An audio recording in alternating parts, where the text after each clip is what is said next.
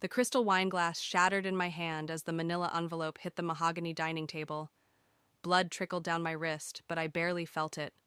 The pain was nothing compared to the humiliation burning through my chest as 20 pairs of eyes fixed on me. I'm Olive, and this was supposed to be just another Blake family Thanksgiving dinner. What is this? My voice came out steadier than I expected, though my fingers trembled as I reached for the envelope. Divorce papers. Emerson's voice was flat, practiced. He'd rehearsed this moment, probably with his mother Eleanor watching approvingly from her throne-like chair at the head of the table. I thought it would be better to do this here, with family present. Better for whom?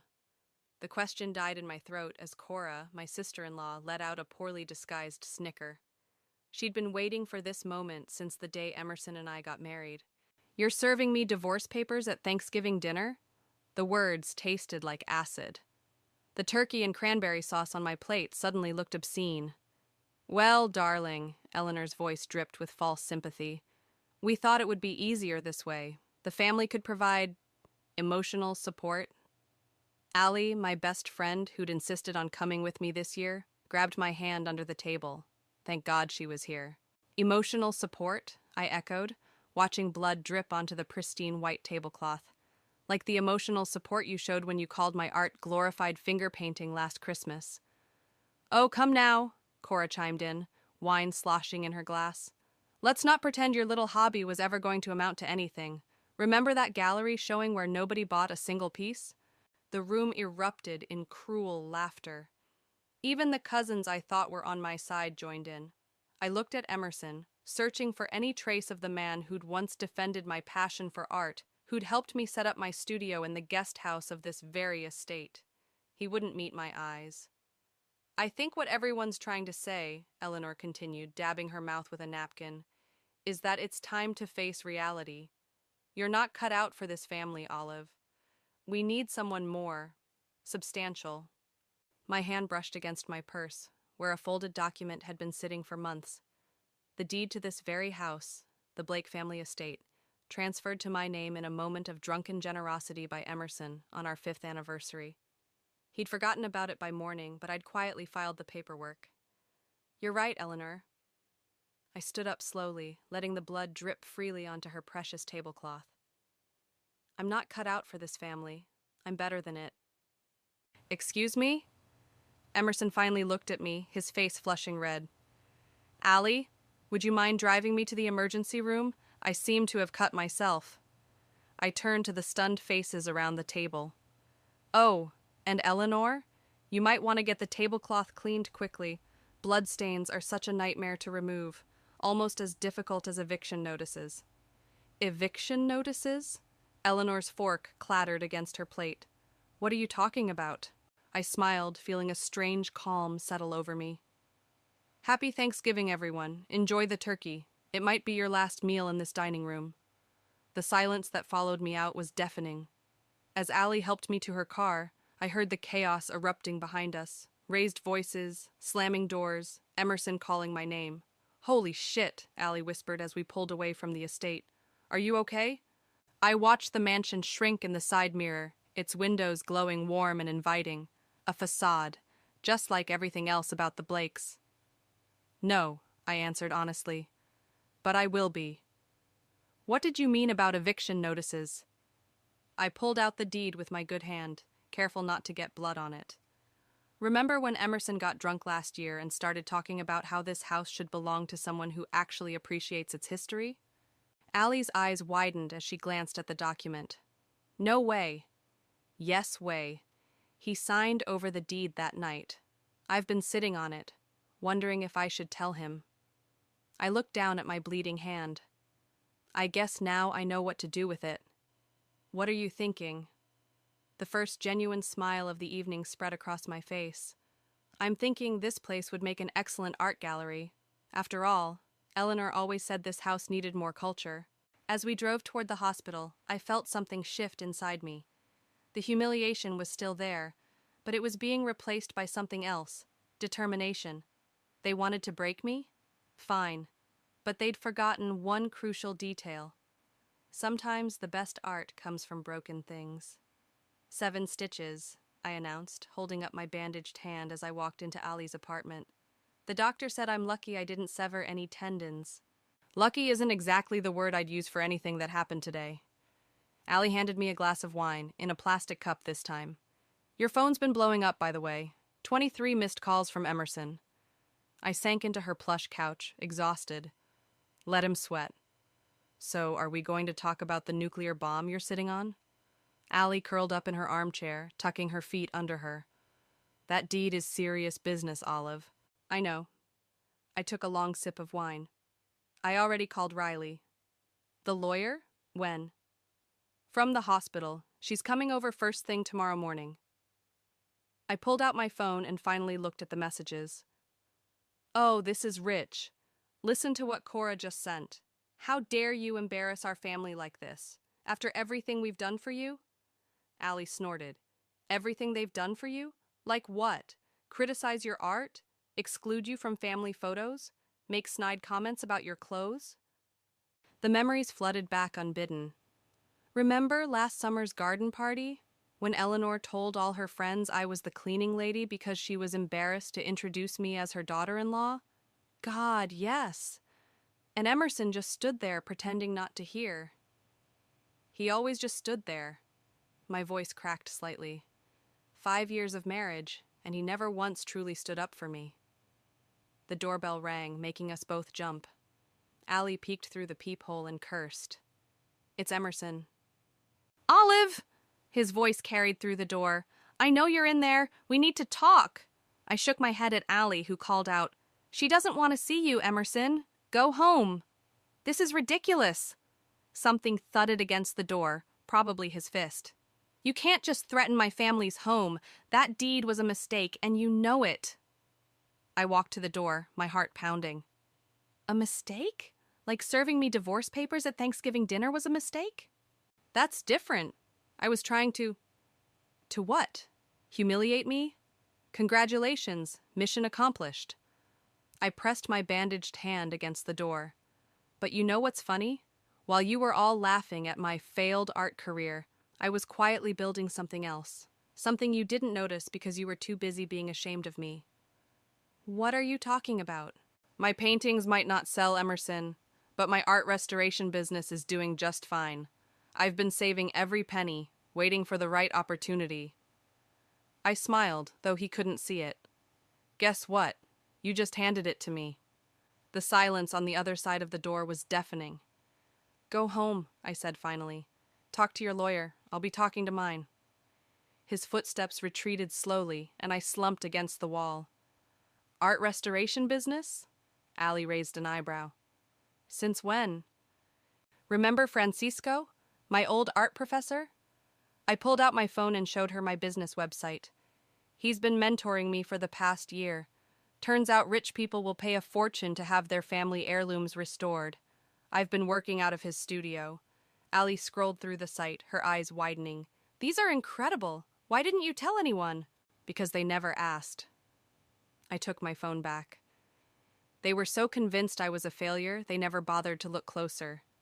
Even Emerson stopped asking about my hobby months ago. My phone buzzed with a text from Riley. Got your message.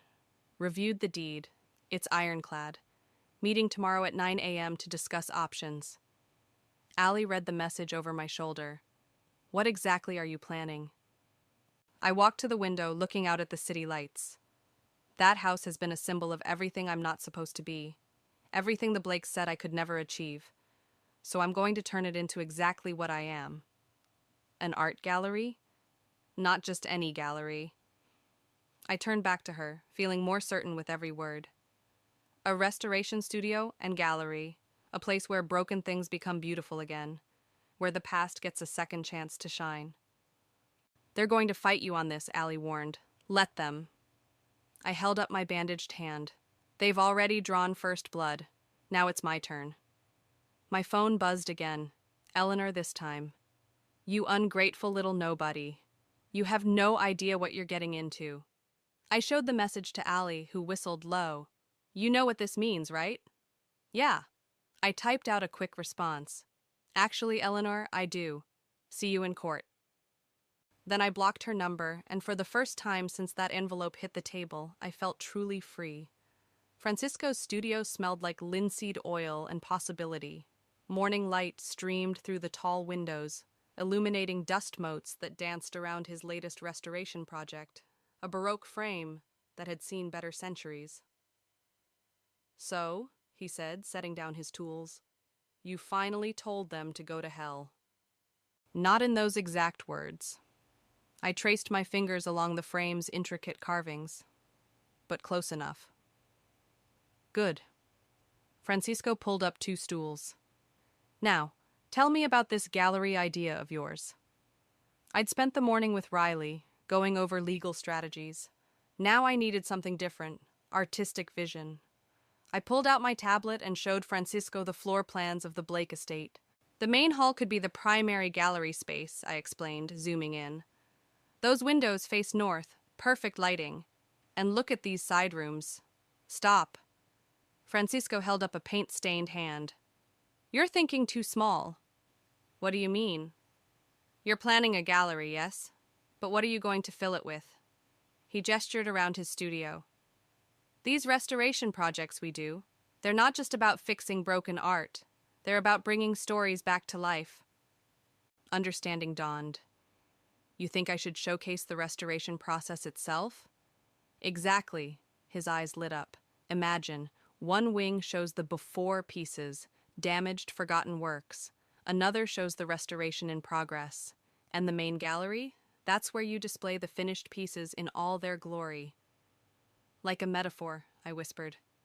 "Breaking something down to build it back stronger. Now you're thinking like an artist." Francisco walked to a cabinet and pulled out a dusty canvas. "Remember this?" My throat tightened. It was my first attempted restoration, a landscape I'd nearly ruined before Francisco taught me the proper techniques. "You were so afraid of making mistakes," he continued. "But look at it now." The painting gleamed in the morning light, its colors more vibrant than the original artist had ever achieved.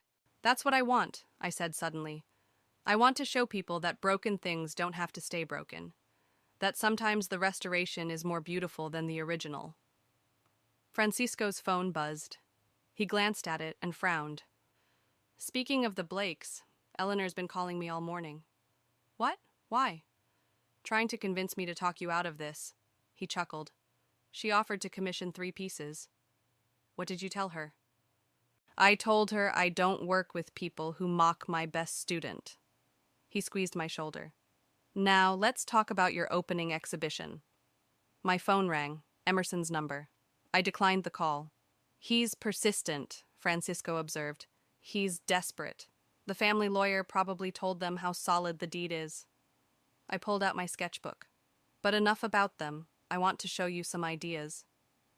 Francisco stopped me again. "Before you do, I have something for you." He disappeared into his storage room and returned with a large, covered canvas. "I've been saving this for the right moment." He pulled off the sheet, and I gasped. It was one of my paintings from 2 years ago, a self-portrait I'd abandoned after Cora called it amateurish at a family dinner. "You kept it?" "I restored it," he corrected. "Added some touches here and there. Look closely." I stepped forward. The woman in the painting, me, stood in a shaft of light, her face half in shadow. But Francisco had added something, a subtle crown of gold leaf in her hair, barely visible except when the light hit it just right. "You always had a queen inside you," he said softly. "You just needed the right light to see it." Tears pricked my eyes. This has to be in the opening exhibition. "Of course, but not alone." He grabbed a fresh canvas and set it on an easel. "I think it's time for a companion piece. The queen claiming her throne, perhaps?" My phone buzzed again. A text from Riley. "Eleanor's lawyer reached out. They want to negotiate."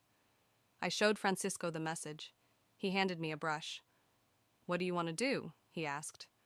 I dipped the brush in deep royal purple. "I want to paint." "Good answer." He set up his own canvas beside mine. "Remember what I taught you about composition? The eye needs somewhere to land.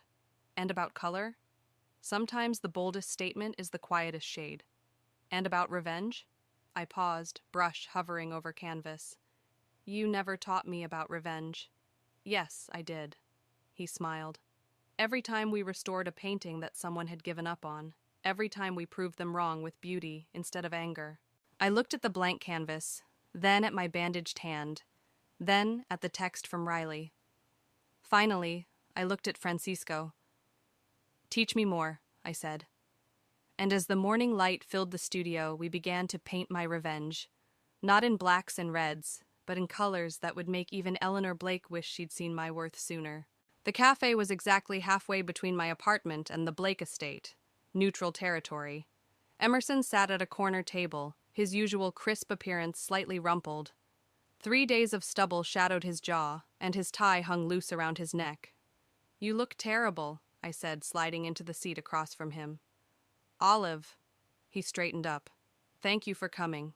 You said it was important. I kept my bandaged hand visible on the table between us. A reminder. The waitress approached, but Emerson waved her away. I need you to stop this madness. Mother is beside herself. The house has been in our family for generations. Interesting. I tilted my head. Is that what you told yourself when you planned to serve me divorce papers at Thanksgiving dinner? Mother would approve of this? He had the grace to look uncomfortable. That was poorly handled. Poorly handled? I laughed, drawing looks from nearby tables. You humiliated me in front of your entire family. They laughed, Emerson. They laughed while I bled. I never meant what? For me to fight back? For me to be anything more than the disappointing artist wife you could never quite bring yourself to defend? He reached across the table for my hand. I pulled back. I have an offer, he said, switching tactics. The family is willing to buy the house from you. Name your price. Of course, everything was always about money with the Blakes. Not interested. Be reasonable, Olive. What are you going to do with a house that size? Turn it into some sort of... He waved his hand dismissively. Art space? Actually, yes. I pulled out my tablet and showed him Francisco's preliminary designs. The main hall will be the gallery. The east wing will house the restoration studio. The west wing will be... Stop! Emerson pinched the bridge of his nose. This is ridiculous. You can't just... Can't what? Succeed? Make something of myself? I leaned forward. Or is it that you can't stand the thought of me turning your precious family estate into something that actually matters? Mother will never allow this. Mother doesn't have a choice. I stood up. Neither do you. He grabbed my wrist. Wait, please. There's something else. I sat back down, curious despite myself. Cora's pregnant, he said quietly.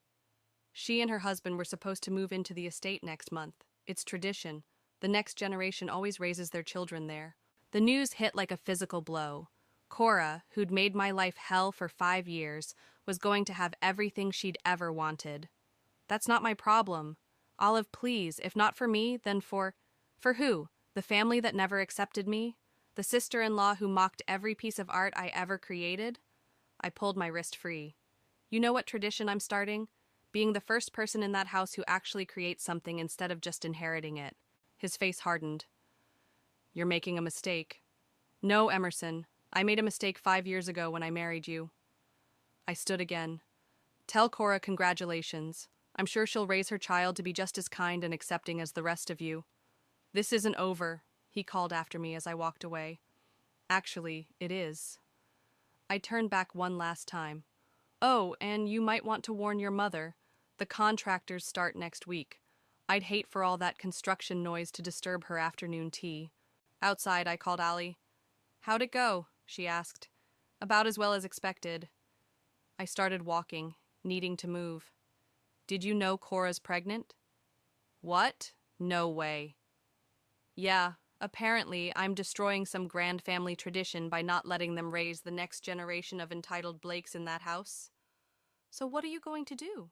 I stopped at a red light, watching people rush past. I'm going to create something beautiful in that house. Something that lasts. And maybe, years from now, Cora's kid will walk into my gallery and see that there's more to life than tradition and appearances. They're not going to make this easy, Allie warned. Good. I touched my healing hand. The best art never comes easy. My phone buzzed with a text from Francisco. Started working on the crown piece. Come see. I have to go, I told Allie. Time to make some art. Give 'em hell, she said. I smiled, already picturing Eleanor's face when the construction crews arrived. No, I'm going to give them beauty. That'll hurt them more. The light turned green, and I crossed the street, leaving the cafe and Emerson's desperate pleas behind. Ahead of me lay Francisco's studio, and beyond that, a future I was finally ready to paint for myself. The sound of power tools echoed through the Blake estate as workers transformed the space. I stood in what used to be Eleanor's precious formal dining room, now stripped bare except for my easel and canvases. The lighting system will be installed by Friday, the contractor said, checking his tablet.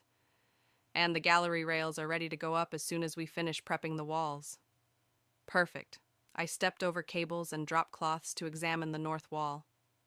And the security system? State of the art. Nobody's getting in here without your say-so. A commotion outside drew our attention. Through the window, I saw Eleanor standing at the front gate, gesturing wildly at the security guard. Speaking of which, I sighed. Excuse me a moment. I walked out to find Eleanor in full battle mode, designer handbag clutched like a weapon. "This is outrageous!" she shrieked. "That rent-a-cop won't let me into my own home." "Not your home anymore," I reminded her. "And his name is Marcus. He's former military and deserves respect." "You!" she sputtered, face reddening. "You're destroying everything. Do you have any idea what you're doing to this family?" "Actually, I do." I gestured to the dumpster filled with her precious Victorian wallpaper. "I'm giving this house a purpose beyond hosting your toxic dinner parties." "How dare you?" "No, Eleanor, how dare you?" I stepped closer. "For 5 years, I tried to be good enough for your family. I smiled through your insults, endured your criticism, watched you turn my husband against me piece by piece. Emerson made his own choices." "Yes, he did. And so did I." I pulled out my phone and showed her Francisco's latest Instagram post. My restoration of a damaged Renaissance Madonna, now gleaming with new life. The post had over 50,000 likes. "What is this?" "This is what I've been doing while you were all laughing at my little hobby. Building a reputation, creating connections, proving that broken things can become masterpieces." A truck pulled up, carrying the custom gallery lighting. Eleanor watched, her perfectly manicured hands trembling. "The opening is in 3 weeks," I continued. "Critics from every major art publication will be here. They're particularly interested in my piece about family betrayal. You know, the one inspired by Thanksgiving? You wouldn't dare. Watch me." I nodded to Marcus, who stepped forward. "Now, unless you'd like to be escorted off the property, I suggest you leave. I have work to do." As Eleanor stormed off, Francisco appeared beside me, carrying a fresh canvas. "Nicely handled," he said. "Ready to get back to work?" Inside, I stood before my centerpiece, a massive triptych that dominated the main wall. The left panel showed a shattered wine glass, drops of blood-red wine frozen in mid-fall. The center panel was still in progress, a chaos of dark colors and sharp edges. The right panel remained blank. "I can't figure out how to end it," I admitted, picking up my brush. "Because you're not at the end yet." Francisco adjusted his glasses. The story's still unfolding. My phone buzzed, a text from Ali. "OMG, you need to see this." She'd sent a link to Cora's social media post, a long rant about family loyalty and artistic sacrilege, complete with photos of the estate's ongoing transformation. The comments section was unexpectedly divided, with several prominent art world figures defending the renovation. "Look at this one." Francisco pointed to a comment from a famous gallery owner. "Bold vision. Can't wait to see the space." I smiled, adding a streak of gold to the central panel. "Think they'll come to the opening?" "They already RSVP'd, along with half the city's art scene." He squeezed my shoulder. "Your revenge is going viral, my dear." I stepped back, studying my work. The paint glistened, wet and alive, like an open wound healing into something beautiful. It's not just revenge anymore, I realized. It's resurrection. A crash from the foyer interrupted us. We rushed out to find one of Eleanor's old portraits had fallen, its frame cracked. "Should we restore it?" Francisco asked. I picked up the painting, running my fingers along its gilded frame. "No, this one stays broken. Sometimes we need reminders of what we're leaving behind." I propped it against the wall, next to my supplies. A visual contrast between the old world and the new one I was creating. 3 weeks, Francisco mused. Think you'll be ready? I dipped my brush in paint the color of dawn. I already am. They just don't know it yet. Returning to my triptych, I began to work on the final panel, finally seeing how it should end. Not with destruction or triumph, but with transformation. The moment when broken glass becomes a prism, scattering light in all directions. Behind me, the workers continued their symphony of renewal, and somewhere in the city, the Blakes plotted their next move. But here, in this room filled with possibility, I was already free. Opening night. The transformed Blake estate hummed with energy as hundreds of guests filtered through its renewed spaces. Crystal chandeliers cast warm light over exposed brick walls, and the scent of fresh paint mingled with expensive perfume. "Is that the director from the Modern?" Allie whispered, nudging me. "And oh my God, there's that famous art critic from the Times." I smoothed down my black dress, designer, purchased with restoration money. "Focus, Allie. Any sign of the Blakes?" "Not yet, but—" She stopped mid-sentence. "Scratch that. Eleanor just walked in, and she brought reinforcements." Eleanor swept through the front door like an avenging angel, Cora and Emerson flanking her. She wore funeral black, as if mourning her former home. Cora's baby bump was visible under her tight red dress. Deep breath. Francisco appeared at my elbow, champagne in hand. "Remember, this is your night." I watched Eleanor's face as she took in the changes. Gone were her precious antique wallpapers and stuffy portraits. In their place, clean gallery walls displayed my work, a journey of destruction and rebirth told through art. "Ladies and gentlemen," Francisco's voice carried across the crowd, "if I could have your attention, please. It's time for our artist to say a few words." The room quieted. I stepped onto the small platform we'd set up, feeling hundreds of eyes on me. Eleanor's glare could have frozen hell. "Thank you all for coming tonight," I began. "This house has a long history of tradition. For generations, it stood as a symbol of legacy and inheritance. Today, it begins a new chapter." I gestured to the walls around us. "Each piece you see tells a story of transformation, of taking something broken and making it not just whole again, but better. Different. True." The crowd murmured appreciatively. Several critics were taking notes. "And now," I continued, "I'd like to unveil the centerpiece of tonight's exhibition." 2 assistants pulled the black cloth from the triptych. Gasps echoed through the room. In the final panel, I'd painted what looked like thousands of shards of broken glass, each one catching and reflecting light differently, creating a kaleidoscope of color and possibility. "I call it Thanksgiving Grace," I said, looking directly at Eleanor. The art critic from the Times stepped forward. "The emotional depth is stunning, the progression from destruction to transcendence. Tell us, what inspired this piece?" Before I could answer, Eleanor's voice cut through the crowd. "I'll tell you what inspired it. Spite. Revenge. This entire spectacle is nothing but a tantrum from a woman who couldn't accept her place in our family." The room went silent. Cameras turned toward the drama unfolding. "You're right, Eleanor," I said calmly. "This is about not accepting my place. Because the place you tried to put me in was too small, too dark, too false. How dare you?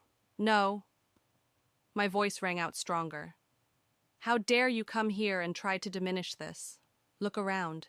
Every person in this room sees the beauty I've created. Every critic, every collector, every artist. They all understand what you never could." "And what's that?" Cora sneered. "That true legacy isn't about preserving the past. It's about transforming it into something meaningful." I gestured to the triptych. Every broken piece in these paintings came from something real. That wine glass from Thanksgiving. Those shattered frames you threw away. Even the tears I shed. They're all here, made beautiful. The Times critic was scribbling frantically. Eleanor's face had gone pale. "You think you've won something here?" she hissed. "You've destroyed our home." "No, Eleanor, I've given it purpose." I picked up a glass of champagne. "To new beginnings." The crowd raised their glasses, effectively dismissing Eleanor's outburst. As conversations resumed, I watched Emerson lead his mother and sister away from the main gallery. Holy shit, Allie breathed. That was amazing. Francisco squeezed my shoulder. Look. A wealthy collector was placing a red dot next to the triptych, sold, for more money than I'd ever seen in my life. Around the room, other red dots were appearing next to my pieces. Olive? A quiet voice behind me. I turned to find Emerson. The divorce papers are on your lawyer's desk, I said before he could speak. Signed. I know, He looked around the transformed space. I never knew you could do all this. You never looked. I turned away from him, toward a group of admirers waiting to speak with me. Goodbye, Emerson. As I moved through my gallery, my space, my creation, I felt lighter with each step. The Blakes had tried to break me, but they'd only succeeded in helping me create something extraordinary. The Times critic caught my eye and raised his glass. Behind him, through the window, I could see Eleanor's car pulling away into the night. Let her go, I thought. The house had a new story now, and this one, finally, was mine to tell. Have you seen this? Allie burst into my studio, waving her tablet. The Times review just dropped.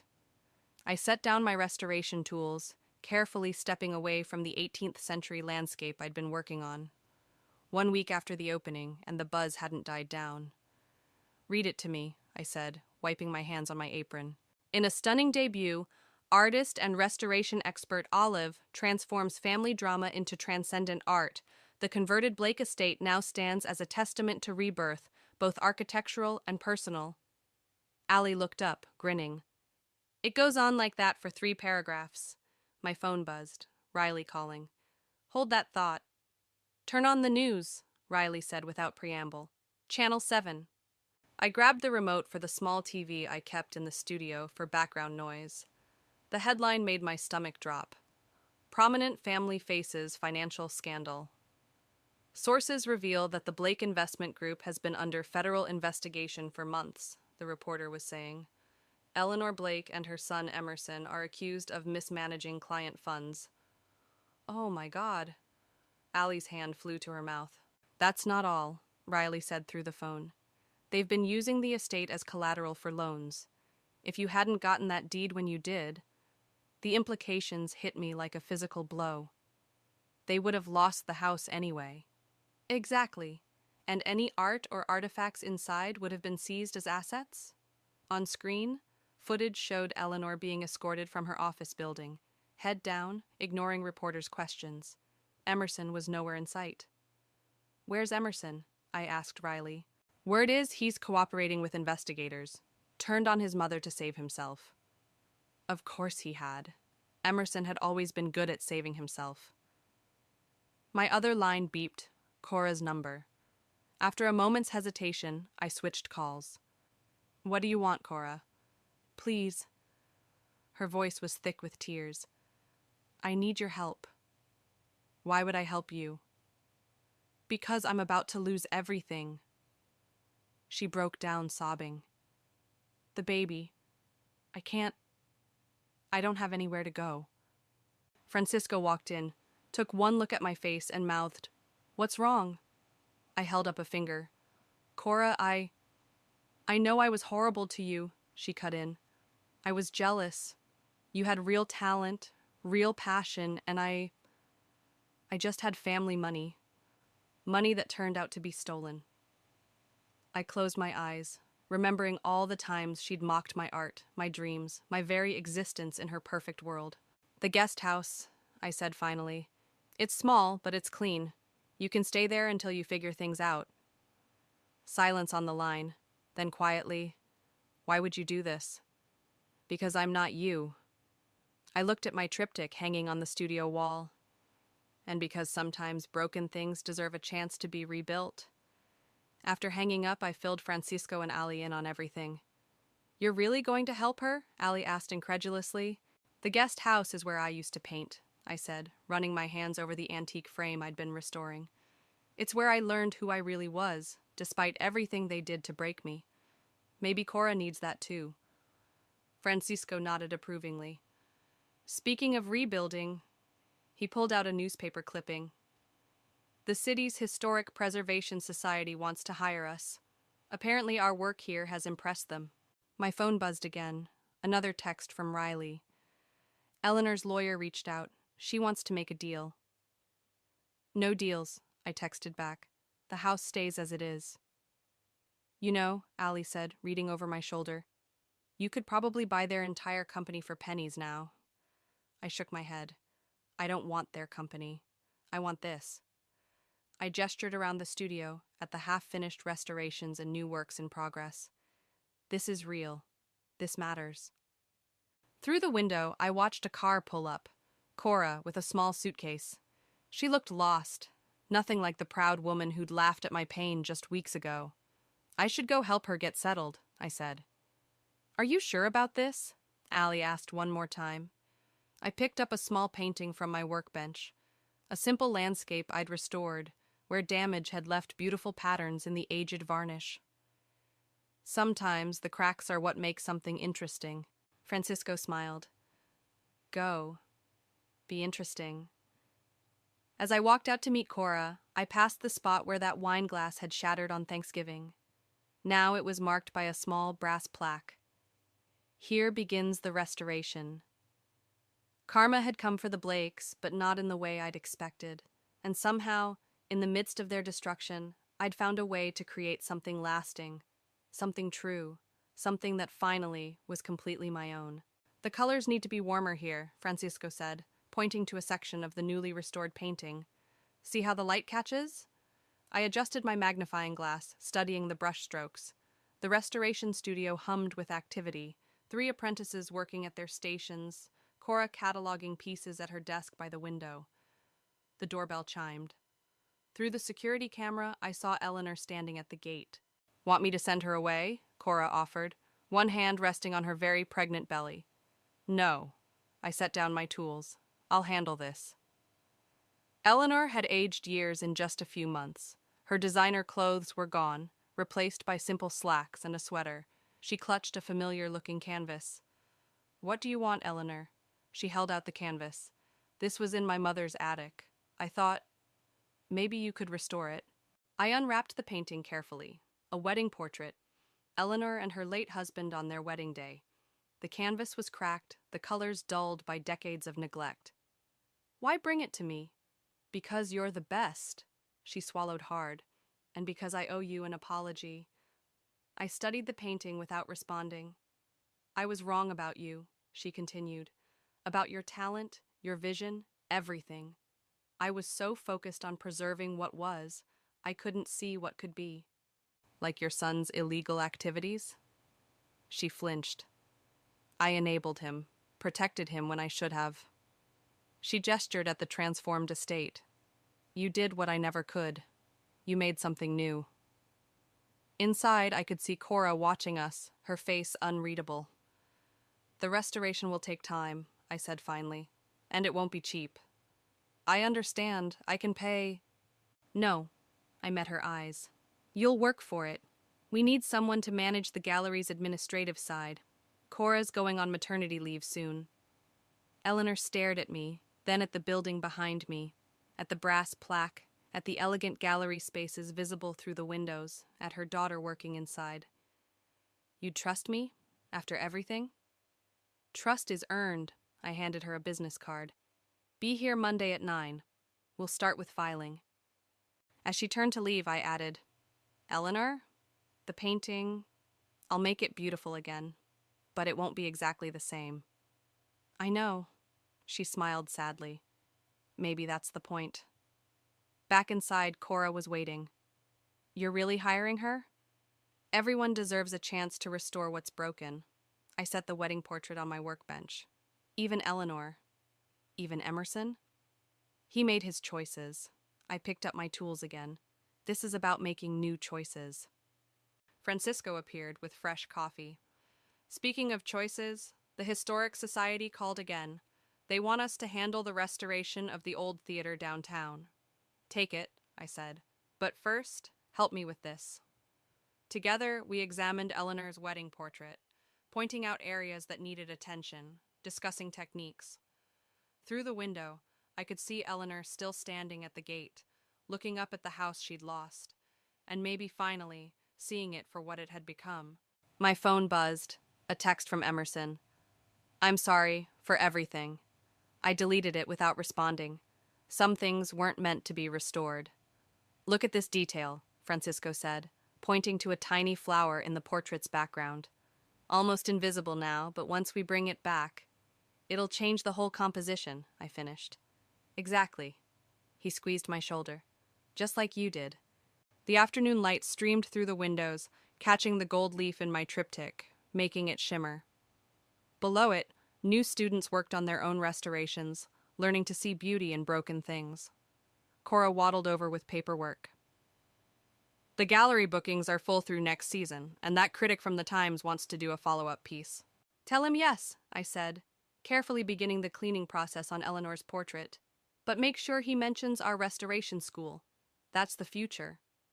As I worked, I could feel the painting's history under my fingers. Decades of joy and pain, pride and loss, all waiting to be transformed. Not erased, but renewed, made stronger by its scars. Just like me. Ready to begin? Francisco asked, preparing his tools. I looked around my studio, at my students learning their craft, at Cora finding her place, at the space I'd created from the ashes of betrayal, at the legacy I was building, piece by restored piece. Yes, I said, dipping my brush in solvent. I'm ready. And as I began to work, bringing light back to Eleanor's forgotten memories, I realized that this moment, this place, this purpose, was the revenge I'd really wanted all along. Not destruction, but creation. Not endings, but beginnings. Not broken, but beautifully restored.